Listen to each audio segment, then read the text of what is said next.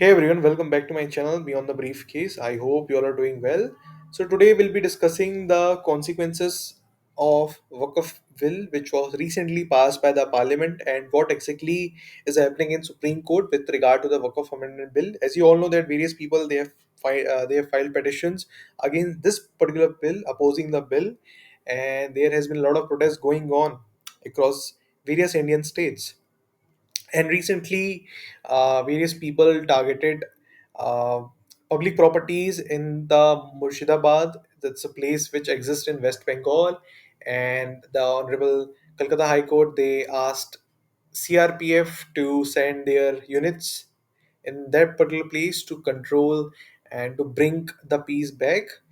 Also, recently the governor of Kolkata, the governor of West Bengal, he recently went to the Murshidabad to check what exactly happened, and he also saw various things. But as you can see that judiciary can't attack forces of democracy, says Vice President of India. So we'll see that what exactly he has said with regard to this particular context. So I would request you all to see this video. Then after that we'll discuss further.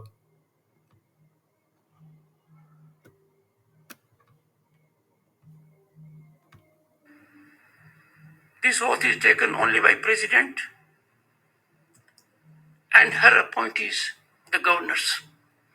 Everyone, the Prime Minister, the Vice President, the ministers, the parliamentarians, the judges, they take oaths to abide by the Constitution. There is a directive to the President by a recent judgment.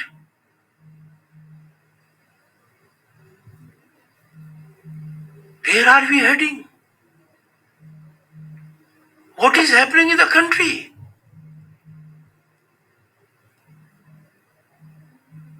We have to be extremely sensitive. It is not a question of someone filing a review or not. We never bargained for democracy for this day. President being called upon to decide in a time-bound manner, and if not, becomes law. So we have judges who will legislate, who will perform executive functions, who will act as super parliament, and absolutely have no accountability because law of the land does not apply to them. So as you all know that what exactly he has said, I'll summarize what he said in his speech. Basically, initially he recalled the duties of all the three pillars of democracy. So as we know that there are three pillars of democracy, which is legislation, judiciary, and executive. Also, there is one more pillar of democracy, which is media. Now, what he said was that the work of legislation is to create the laws, right? And the judiciary's role is to check whether that laws are not against the Constitution of India. Also, the executive function is to implement to execute the law. Now, what the vice president is saying that the judiciary they are interrupting the work of parliament. The judiciary they are uh, attacking the forces of democracy. That is being said by the vice president of India in his speech. Just now you saw that. Also, he said that we have judges who will legislate, who will perform executive functions, and who will act as a super parliament and absolutely have no accountability because of law of the land does not apply to them. Now, I would like to hear you people that what's your suggestion on this thing that whether judiciary is attacking the parliament, whether the judiciary is acting above all the bodies, whether the judiciary is working fine or not.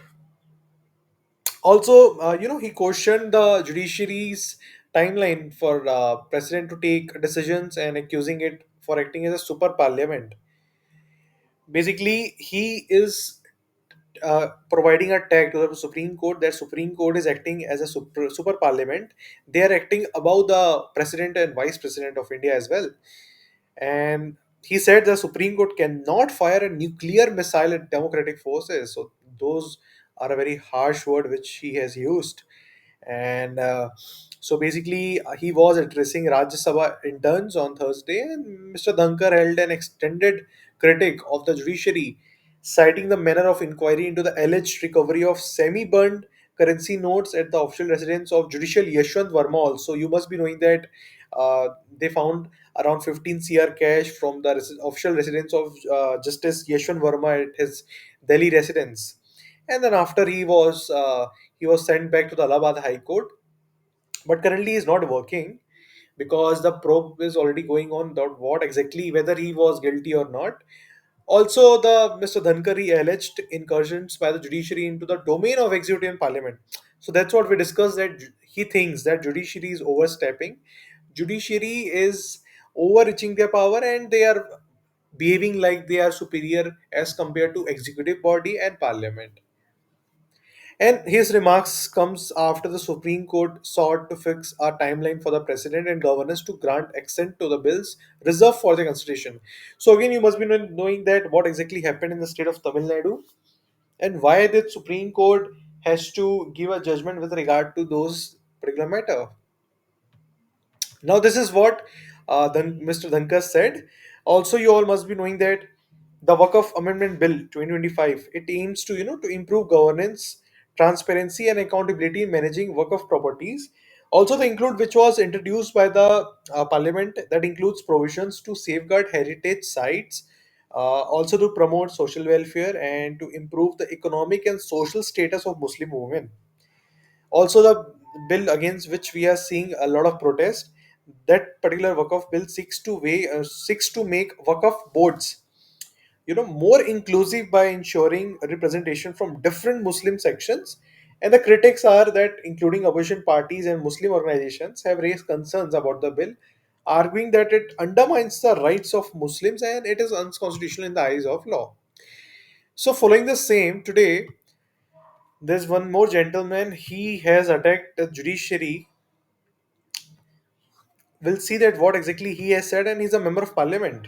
So CGI Khanna, responsible for all the civil wars in this country, said by BJP MP member of parliament. Uh, his name is Nishikant Dubey, and as you can see that he says that if the judiciary is to make laws, then there is no need of parliament to exist. And he's claiming that we should close the parliament and let's allow judiciary to operate on his own. So we'll see that what exactly he has said. I'll show you the video, then we'll discuss the same.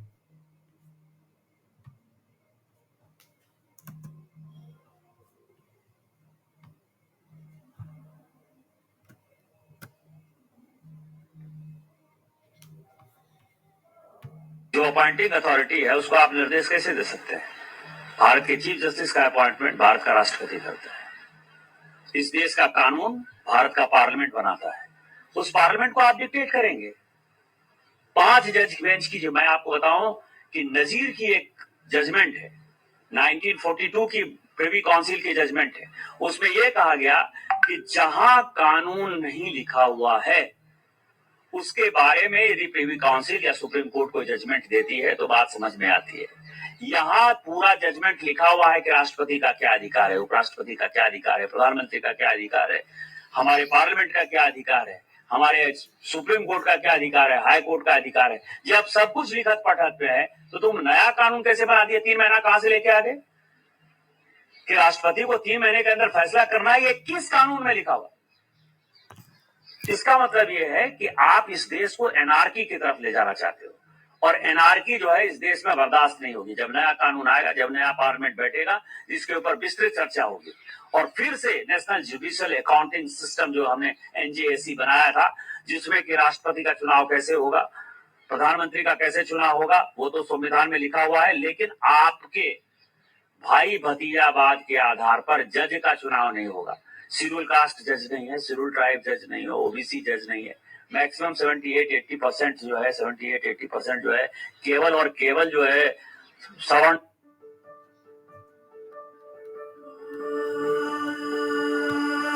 जाति के जो है जज बैठे हुए हैं, और आप अपना कानून चलाओगे। ये कानून नहीं चलेगा। जब से वक्फ कानून का कि एक सीरीज ऑफ वायलेंट अटैक्स देखने को मिल रहे हैं, ज्यादातर जो है वो पश्चिम बंगाल से निकल करके सामने आए। मुर्शिदाबाद की घटना पर भी आप लगातार बोलते हुए दिखाई दे रहे हैं, कहीं ना कहीं जो बांग्लादेश का फैक्टर है वो भी दिखाई दिया उसमें।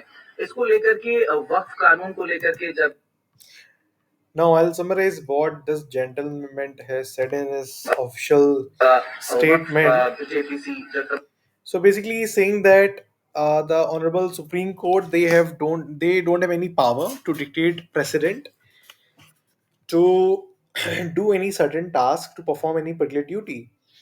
Also, he says that the Honorable Supreme Court is being biased in various matters because there are certain people who are from particular community, and 80% of people comes from that particular community, and there are no present there is no representation from ST, SC, OBC in Supreme Court.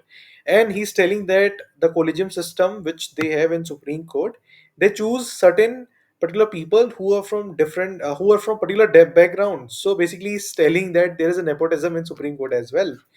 That is what his statement is, if you hear it properly. Also, he's telling that Supreme Court does not have the authority to tell the president what to do and what not to do, which is correct, right? As per the Constitution of India, Supreme Court cannot tell the honorable president to do and what not to do. But again, this gentleman, I think he's not aware. I think he doesn't know the concept of judicial precedent, that if the honorable Supreme Court thinks deemed fit that there is certain issues which has to be addressed immediately, right? Again, I would take an example that if there is a certain bill made by a certain state, and that that particular bill is affecting millions of people, and the governor of the state and the president of India, they are not taking any action, and ultimately that is affecting the people of India, then in that case the Supreme Court can overstep, and they can, through their judicial precedent, they can tell, beat president, beat prime minister, beat CM. And I think that's a very authentic reason as well, because if the executive body, they are not working properly, if the parliament is not working, then I think these people, they are not aware about the concept of checks and balances. I think they are not aware about the concept of judicial overreach, which is exactly the Supreme Court is doing right now. So that's why again, I would say it's a very disheartening that even our people who are working in a very good post, who are holding a very good designation, they are not appreciating the work. But still, I feel that there is a lot to be done, and we'll have to wait what exactly happens in the coming future. So I hope that you must have understood that what exactly we discussed in this video, what is judicial overreach, what is judicial review, and how does Supreme Court can work on his own as well with the help of judicial precedent. Do share this video with your friends, and we'll have to wait what exactly happens in this matter with futuristic aspects. And do like and subscribe my video if you like it. Stay tuned for more informative videos. Thank you.